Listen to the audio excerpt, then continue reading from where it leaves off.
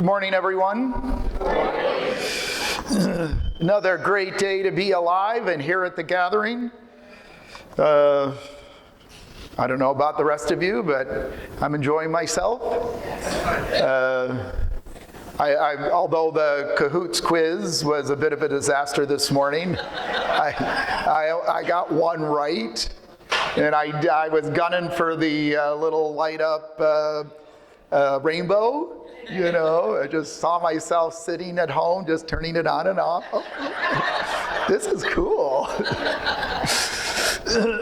Anyway, it's not a completely good news story. Guy and I were playing euchre with Paul Brokaw and Brian DeFord.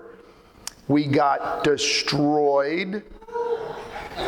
Brian, yeah, see, that was Paul all through 2 games. At least Brian had the decency to be a bit muted, but not Brokaw. Unbelievable. Not fair. Anyway, It's not fair. it wasn't fair. The cards were absolutely against us. At any rate, so we're going to move along, start looking at some characters from the time period of the kings. Today we're going to have a somewhat close look at Jeroboam. Just to recap a little bit from yesterday, we looked at all these evidences for the historicity of the biblical record. And one thing that was pointed out to me many years ago is that when you read through the biblical record, and this applies to all even prophetic sections, particularly narrative sections, there's a lot of names recorded and a lot of place names recorded. And the very fact that the Bible is filled with names and place names speaks to its veracity. Because when you record things centuries after the fact, when things are a result of oral tradition, all of those incidental pieces of information fall by the wayside. But the Bible records them all. So the next time you're reading through the early chapters of 1 Chronicles and you're like, oh my goodness, what the heck? It's the Bible's way of telling us that this is a real narrative. Because for the contemporaries of of Israel and that period of time when those genealogies were recorded, those were vitally important to the people of that day. They needed to know how they fit into the nation, that they were actually part of the nation, and this was their lineage and their ancestry. Those were very important things. So those were recorded for the contemporaries' benefit, and in hindsight, we appreciate these things because it speaks to the fact that we're reading real stories about real people with, plugging into their issues and concerns. So just something to stick in the memory bank. Now, another thing to take note of is when we're reading through the history of the kings, there's a couple of things that are recurring. We're going to look at one of those today, and that's Jeroboam. Jeroboam becomes a metric by which God measures other kings. And we're going to explore that a little bit and try to figure out why that is the case. And of course, that revolves around the fact that he set up the calf worship in Bethel and Dan. The other metric that occurs over and over again is comparing kings to David, whether they were like David. And you might, argue with me about this. This was my dad's position, and I think it's a legitimate and good one. There were only 4 good kings between Judah and Israel. And those 4 good kings were Asa, Jehoshaphat, Hezekiah, and Josiah. And they were the ones, and we're going to look at this tomorrow in respect to Asa and Jehoshaphat. They're compared to David. They served the Lord their God, as did David their father, and they were perfect all the days of their lives. And that's going to be a very challenging statement because all of these men reflected some imperfections. In fact, when we look at the life of Jehoshaphat, he had a real serious blind spot. So, but they were described as being perfect all the days of their lives. We'll consider that. No other king is ever described in those terms, other than those four. The other thing that comes up over and over again when we read through the history of the kings is the role of the high places. And that seems to be an issue that travels right through the time period of Israel, from the time of the judges right through to the dismantling of the kingdom by the Assyrian and the Babylonian. What were the high places and what role did they play? And when we look at the history, it's evident that high places could either be devoted to the worship of the God of Israel, or they could be devoted to the worship of Baal and the Asherah. So not all high places were bad. The problem is it did contravene God's command to centralize worship in Jerusalem. At this altar shall you worship and sacrifice and come and participate in the various things prescribed by the law. So they were there. Some of the kings removed them, some of them didn't. Interestingly enough, it was at the great high place of Gibeon that God interacted with Solomon and gave him those promises in respect to wisdom and riches and blessings. So the high places are part of this story, and we'll touch on those particularly when we get to the life of Hezekiah. So Jeroboam. Jeroboam is famous for being that guy who God picked, and it's interesting, when you look at Israel's history, you look at the Bible stories, and this really kind of meshes with what Keith's talking about, that's not fair. God picked some people who tanked, right? He picked Saul. Saul turned out to be a train wreck. Like, that guy had more mental health issues than a flipping asylum.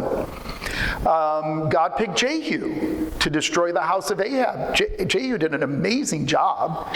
Guy was like absolutely fantastic at killing people, but he struggled after the fact. And in fact, Jehu is going to be plagued by decisions Jeroboam made. And we come to this guy Jeroboam, and Jeroboam is picked by God, selected by the prophet to do something, to play a role, an important role, a God-given role. And Jeroboam sets in motion something that is going to be quite devastating to Israel, the northern kingdom, this calf worship, and we're going to explore that a little bit. But God had really picked Jeroboam to be his ally, to help him effect a change in Israel, and that was the division of the kingdom. So admittedly, it was a very sad job to do, a very sad thing to have had happen to the kingdom. But God said, you know what? Solomon failed so miserably at the end of his reign. I cannot ignore this. I'm going to intervene and effect a change. And, quite often, brothers and sisters, when we, look at the arc of human history, when we look at the arc of our own lives, we often wonder, well, what is providence? What is God interfering in our lives? When is God kind of stepped in, or the Lord Jesus stepped in, or angelic ministration affected something to make a change or to change course. Personally, for myself, and everyone needs to answer this for themselves, I don't know that everything that ever happens to me is necessarily direct intervention. I think some things have been. I'm not sure about other things. But one thing that God has made clear in the biblical record, that situations arise that demand his attention. And what Solomon did at the end of his reign demanded God's attention. Certain things God can't ignore. So, of course, the great, example is the time of Noah, where violence had filled the earth so fully, when men were living for such a long period of time, They had turned the planet into such a train wreck of wickedness that God said, I can't ignore it. I have to intervene. I have to change course. And God did what he did. Has he done it again? No. Might we argue that things are as bad as they were in the days of Noah? Maybe. But clearly God saw a difference in as much as at that point in history, he effected a change. He interrupted the course of history. And what Jeroboam was being, called upon to do was participate in a drastic interruption of history. God was going to split his kingdom. And he wasn't going to bring it back together until his son came. That is yet to happen. And it says quite clearly in Ezekiel that he's going to join the house back together. In the meantime, I'm splitting this. You might not like it. You might find all kinds of reasons and arguments to not do it. Don't do that, God. Why are you doing that? And again, it speaks to Keith's point about fairness. Is that really helpful to anybody to split the nation? God said, I'm splitting it. So he gets a hold of this guy Jeroboam, and if we turn to 1 Kings 11, there's quite a bit said about Jeroboam. 1 Kings 11, verse 26. Also Jeroboam, son of Nebat, rebelled against the king. He was one of Solomon's officials, an Ephraimite from Zeredah, and his mother was a widow named Zeruiah. Here's the account of how he rebelled. And when we read through this narrative, we find out that actually Jeroboam was an appointee of Solomon. He was this vigorous, competent, capable young man. Solomon recognized him as such and gave him a position of significant responsibility. In the midst of all this, verse 29, Jeroboam's going out of Jerusalem. Ahijah, the prophet of Shiloh, met him wearing a new cloak. And Ahijah takes that new cloak, he tears it up into 12 pieces, and he, says to Jeroboam, take these 10 for yourself. I am going to tear the kingdom out of Solomon's hand and give you 10 tribes. Now, there could not be anything more clear in terms of what Jeroboam's destiny was and what this commission represented. This was God taking him aside through the prophet Ahijah and giving him this incredible task and calling upon him to fill this amazing role.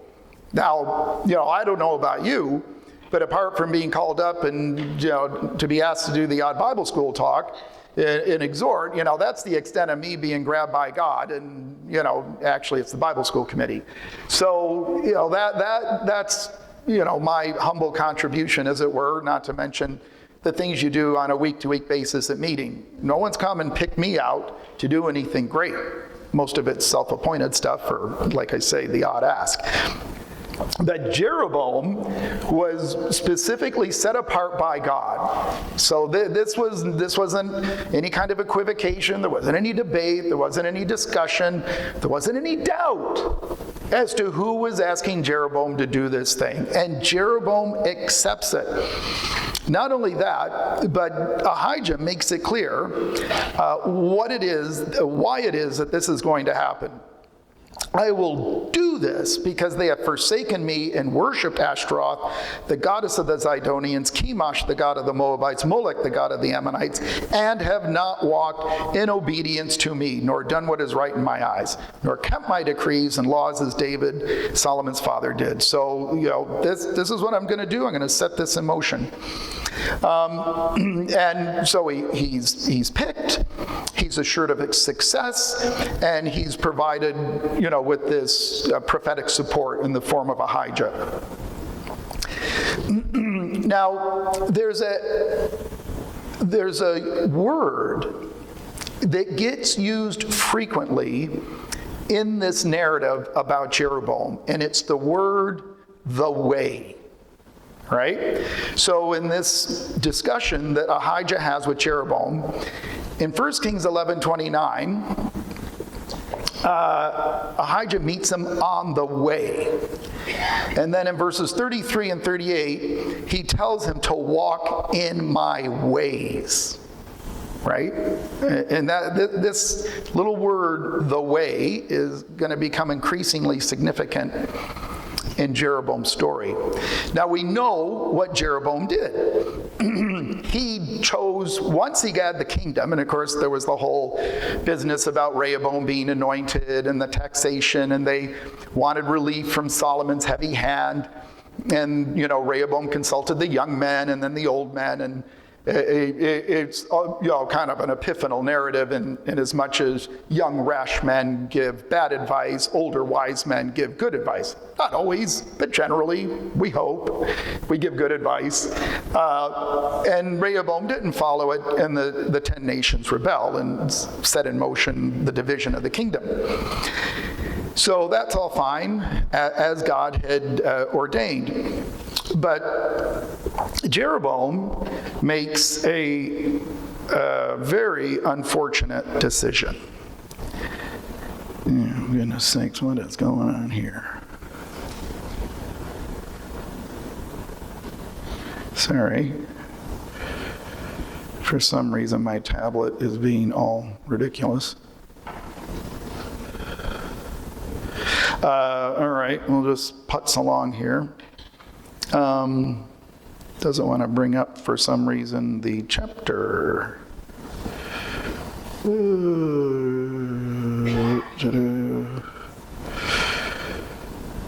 right, Matt, could you scoot up here real quick? Matt's my security blanket for the week. I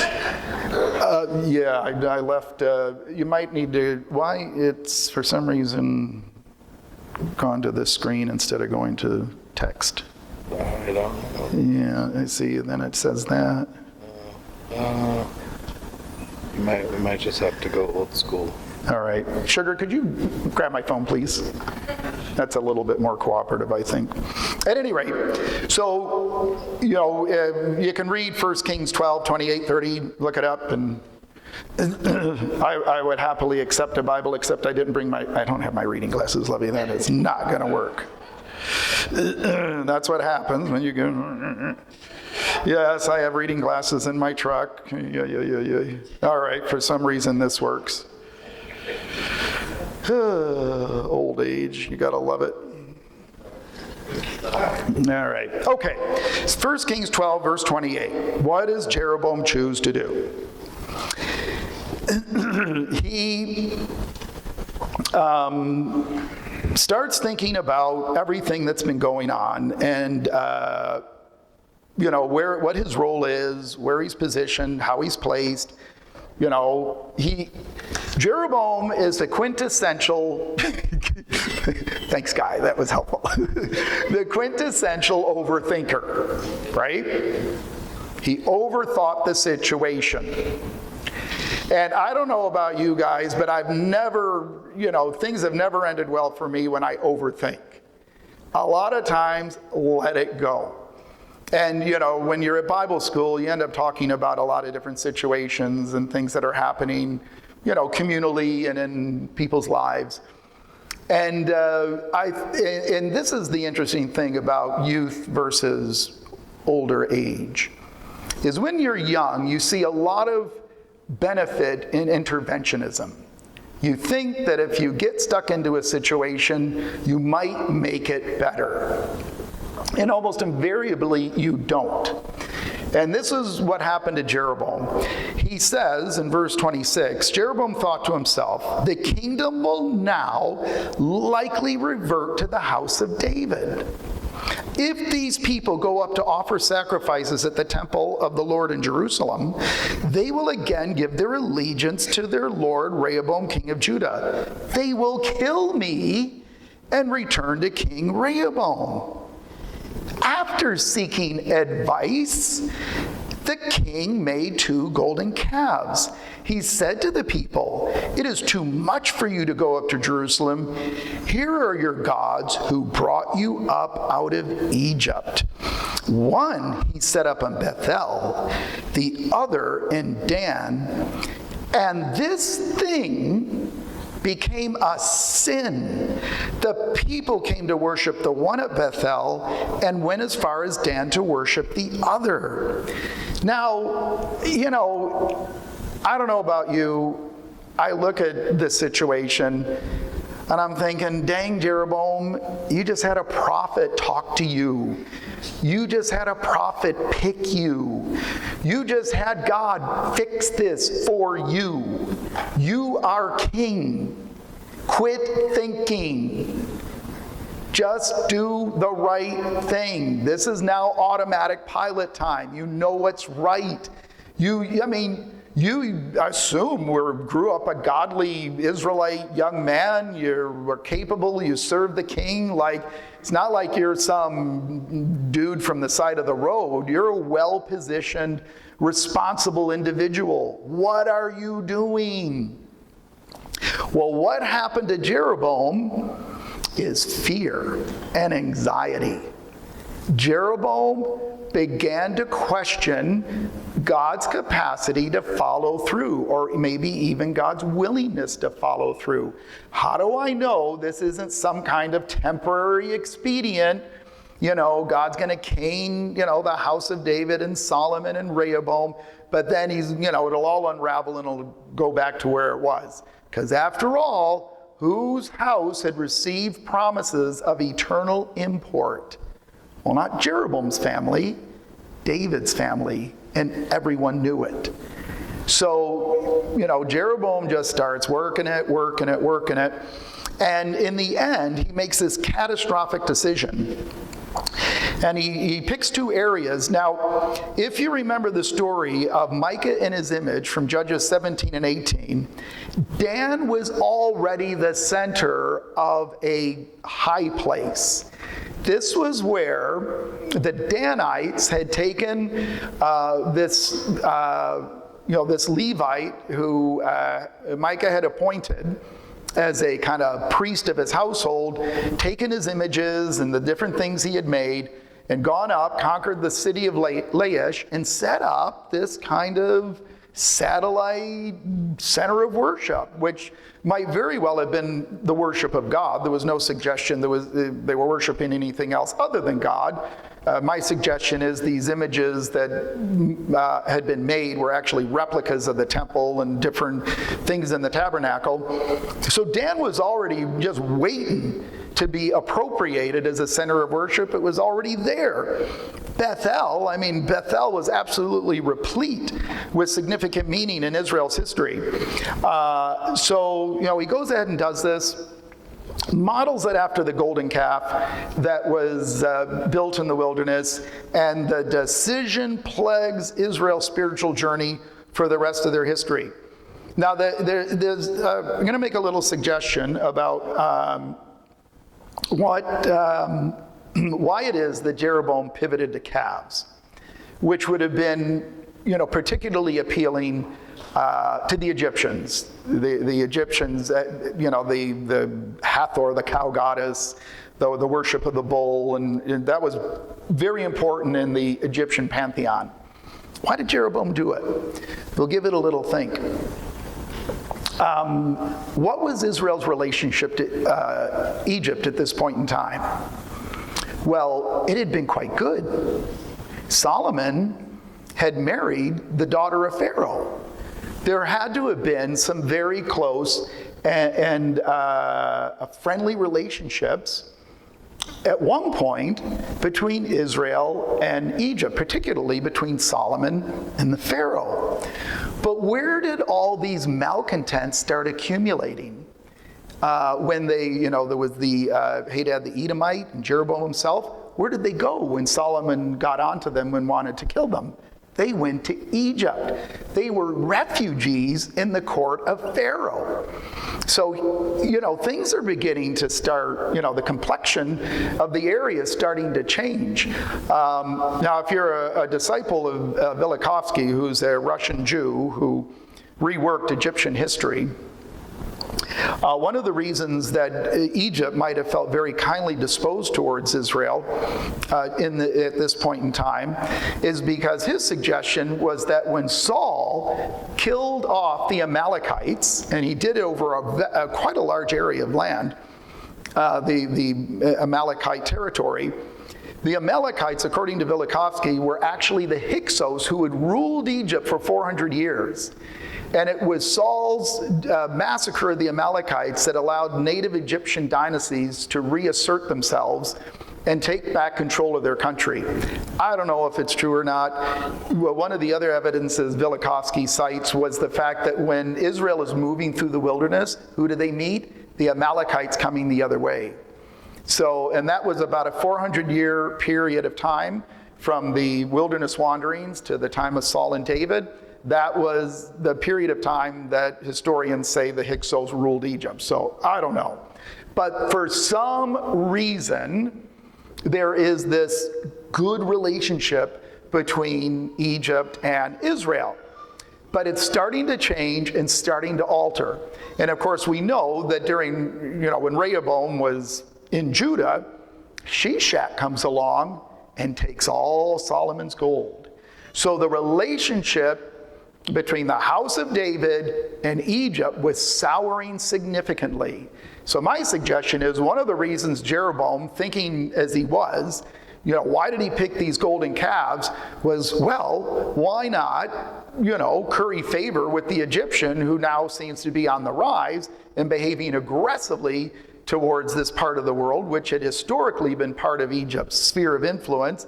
Clearly, Egypt was trying to reestablish that sphere of influence. Why not create some sort of, good feelings between us and the Egyptians, hence the golden calves. Whether I'm right or not, I don't know. But nonetheless, I find it quite interesting. Why pick golden calves? That's what Jeroboam picked. Now, one of the things that is said about Jeroboam's establishing this worship is it says that he picked the lowest of the land to be priests. Remember that expression? Back in 1 Kings 12, to serve at these centers of worship. Actually, that word lowest doesn't exactly mean lowest. In the one alternate translation is from every class. All right?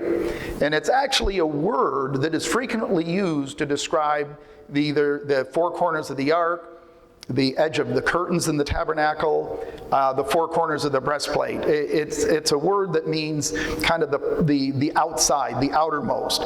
And so the suggestion is that, we have this idea in our head that Jeroboam set this all up and it was, just a bunch of randies he picked up from the corner. I don't believe that to be the case. What Jeroboam was doing was creating this very inclusive group to serve at these shrines. Right now, that's going to be interesting. I think that's going to speak to what it was that made this decision so catastrophic. Now, one of the things that occurs over and over again in the record of the kings, and I've got a list of them here, is the expression, Jeroboam caused Israel to sin. Over and over and over again. This is a list of them.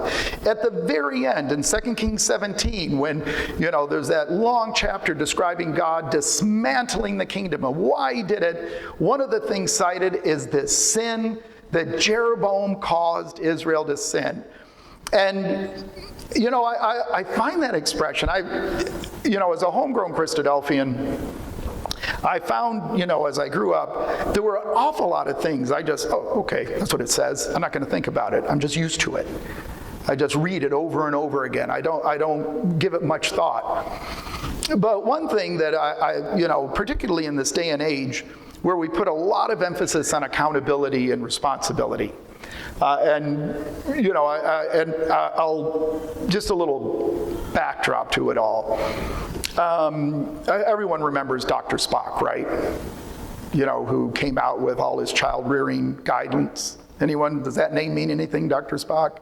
And he was the big anti-spanking guy and, kind of expressed all of these ideas about child rearing that seemed to, contravene conventional wisdom. he contradicted the Bible, like spare the rod, spoil the child. And there was this, oh my goodness, it ushered in the era of permissiveness, permissive parenting. He's going to ruin society. He's going to destroy the very fabric of our, sense of duty and behavior and all the rest. So there was this big, controversy, and it still rages. It still rages. The role of parenting. There was then, of course, mom's going out to work, the latchkey kids are running amok. The streets will soon be filled with howling hordes of out-of-control children who aren't being parented. There was just all of this conversation, which still goes on, about why we behave the way we do. And there's, the nature versus nurture and, our upbringing and all the rest. So it's, just kind of embroils us. One of the,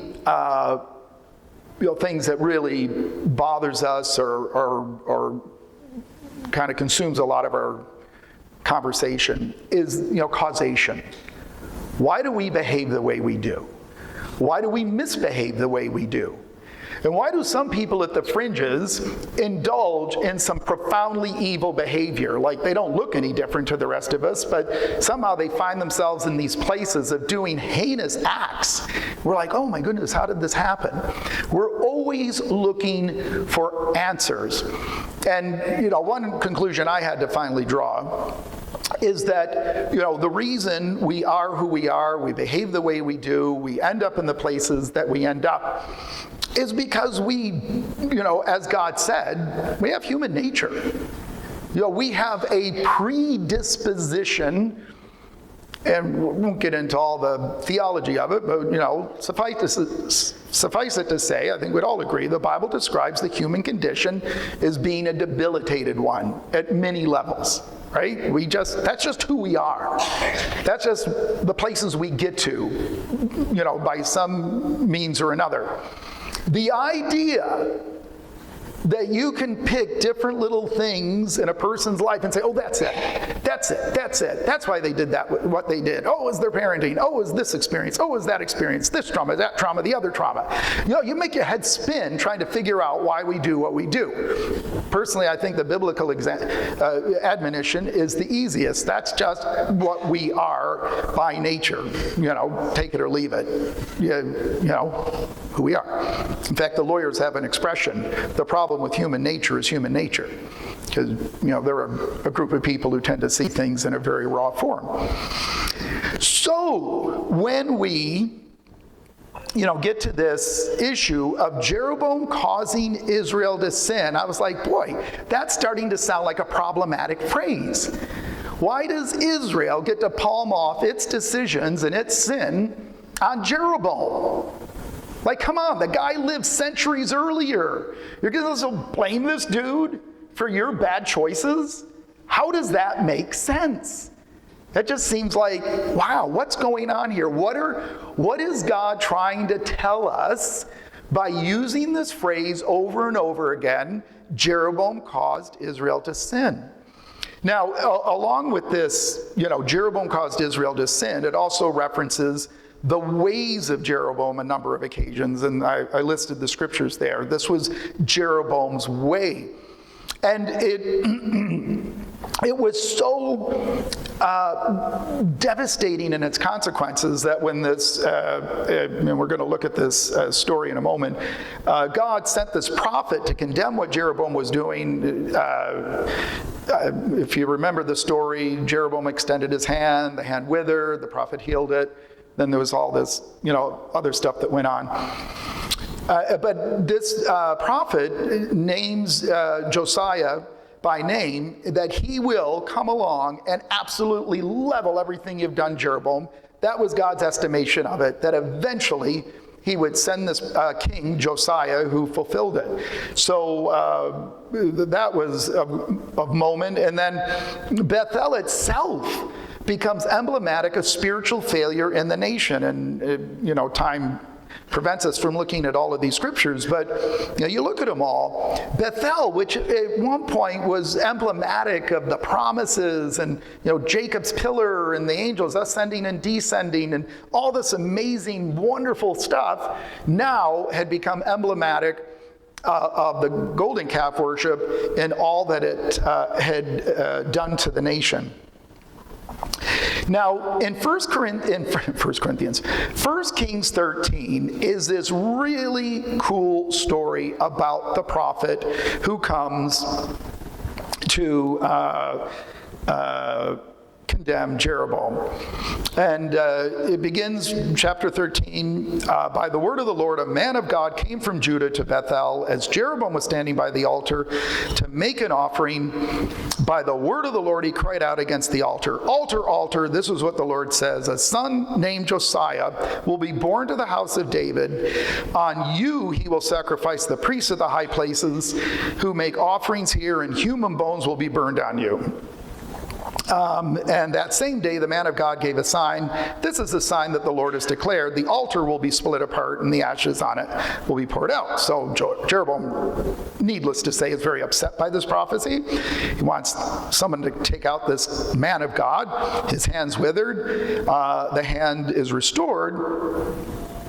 And then Jeroboam invites him to come back. Then the man of God says this, "But the man of God answered the king, even if you were to give me half your possessions, I would not go with you, nor would I eat bread or drink water here.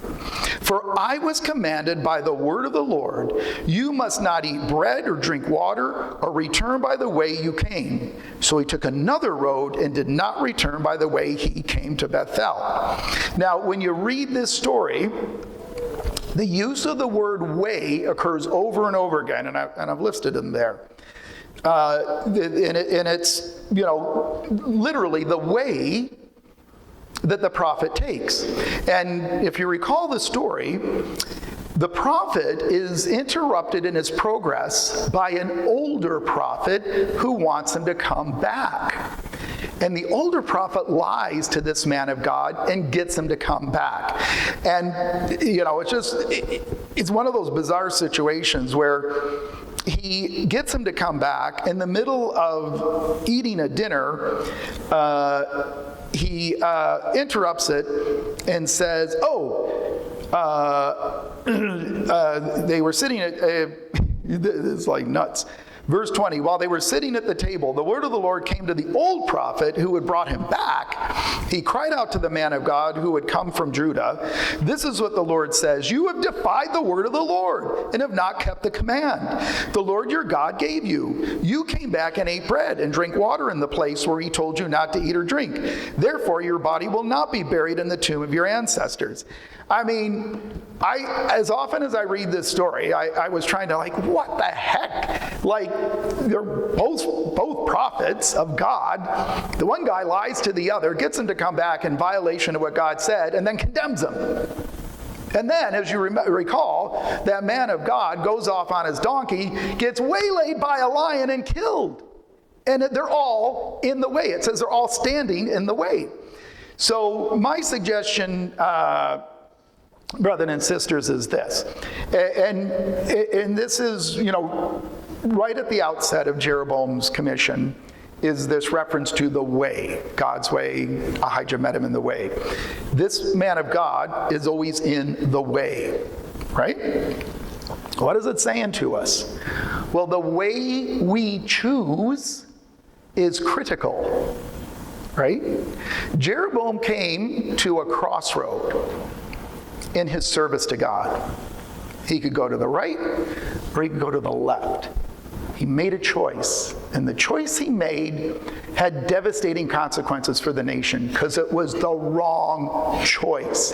He was in his way, and he had a choice to either follow God's way or the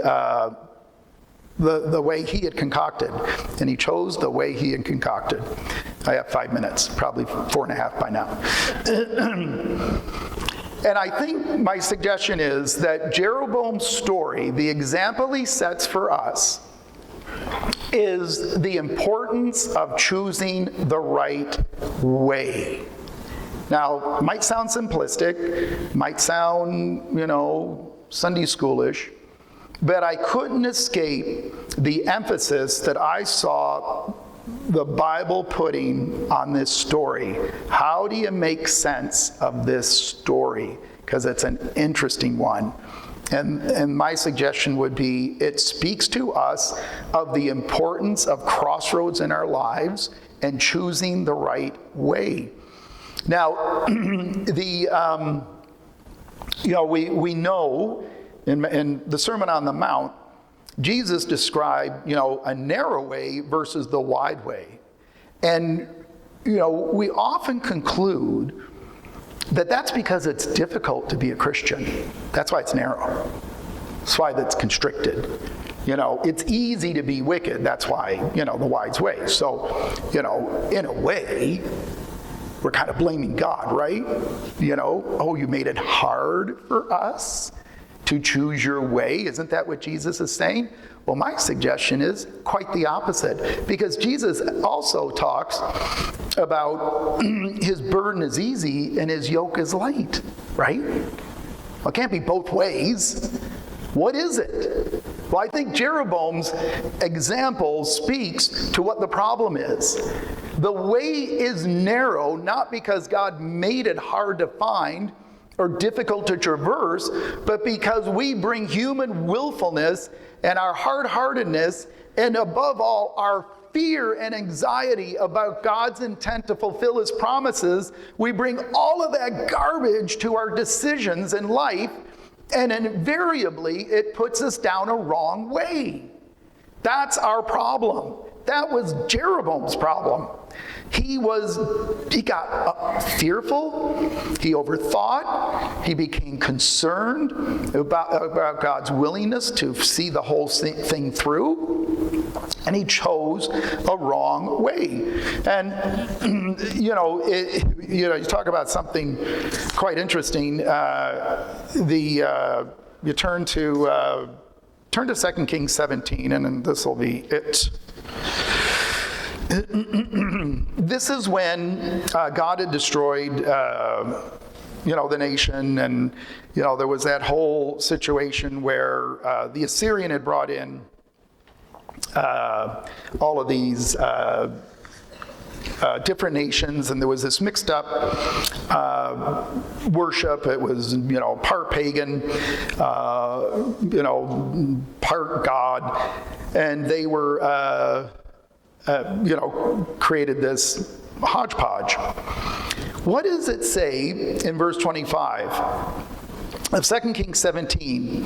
When they first lived there, they did not worship the Lord. What does God do? He sent lions among them, and they killed some of the people. It was reported to the king of Assyria, the people you deported and resettled in the towns of Samaria do not know what the God of that country requires. They don't know his way. He sent lions among them, which are killing them off because the people do not know what he requires. What does God do to the prophet who goes his own way? Sent a lion and killed him. Not the ass, the guy. What does God do to these people who don't know God's way? He sends lions in amongst them.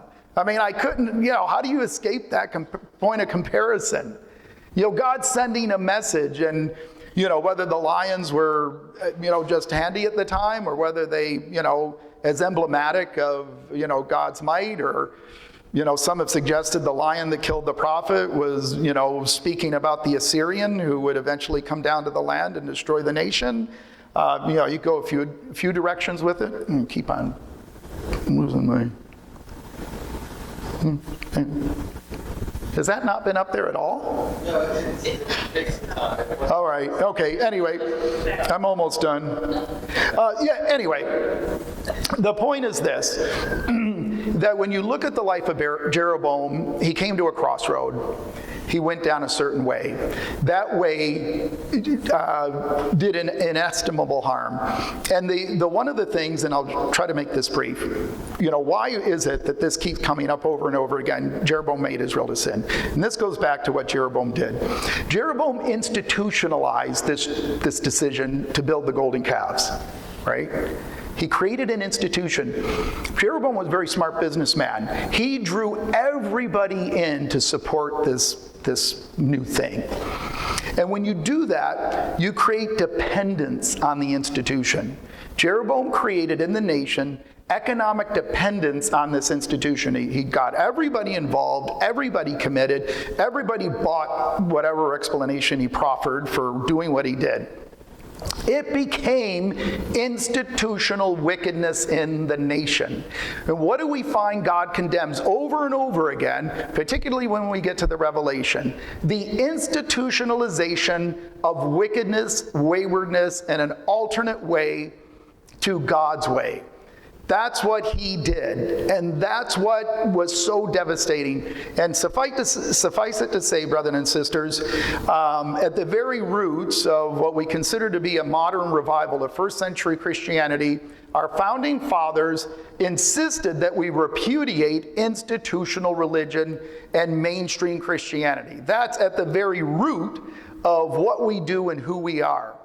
And it's absolutely imperative as a community, as individuals, that we carry on that tradition of not succumbing to institutionalization of wrong things. We maintain our fierce autonomy and independence and make choices at the crossroads.